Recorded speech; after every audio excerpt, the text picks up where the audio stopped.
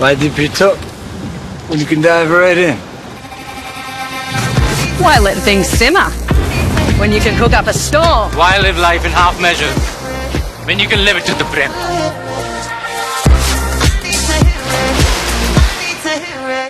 Political గా ఆమె reentry, CM Revanth Reddy commentary. ఇప్పుడు ఇదే అంశం తెలంగాణ రాజకీయాల్లో సరికొత్త చర్చకు కారణమవుతోంది. అయితే రాజకీయంగా ఆమె ఎత్తుగడలేంటి, మరి ముఖ్యమంత్రి ముచ్చట వెనక మతలబేంటి?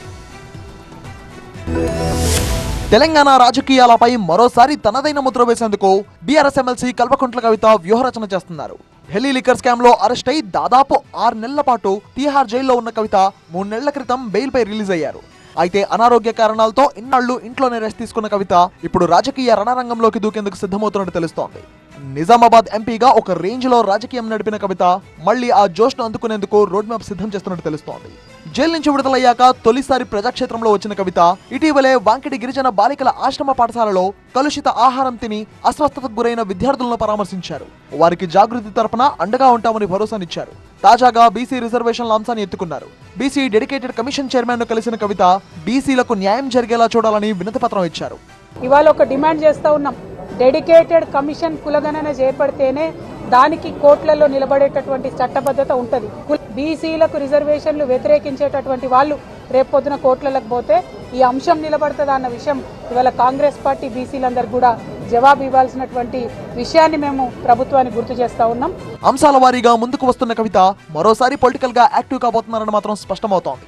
జాగృతి పరంగానే కాదు, బీఆర్ఎస్ లోనూ ఆమె కీలకంగా వ్యవహరించబోతున్నట్టు తెలుస్తోంది. త్వరలో జరగబోయే దీక్షా దివాస్ కార్యక్రమంలోనూ ఆమె పాల్గొన్నట్టు తెలుస్తోంది. అయితే ఆమె ఎంట్రీ ఎలా ఉంటుంది అనే విషయం పక్కన పెడితే కవితపై తాజాగా సీఎం రేవంత్ రెడ్డి చేసిన వ్యాఖ్యలు పొలిటికల్ గా ఆసక్తి రేపుతున్నాయి.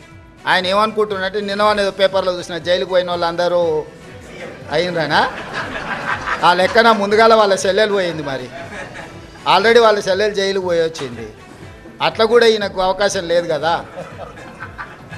ఆ ఛాన్స్ ఒకవేళ తీసుకుంటే కేసీఆర్ ఫ్యామిలీలా ఆల్రెడీ వాళ్ళ చెల్లెలు జైలు పోయి వచ్చింది. ఆ ఛాన్స్ ఆల్రెడీ వాళ్ళ చెల్లెలు కొట్టేసింది.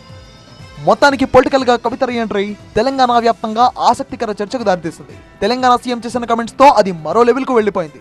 దీని నెక్స్ట్ ఎపిసోడ్ ఎలా ఉంటుందో చూడాలి మరి.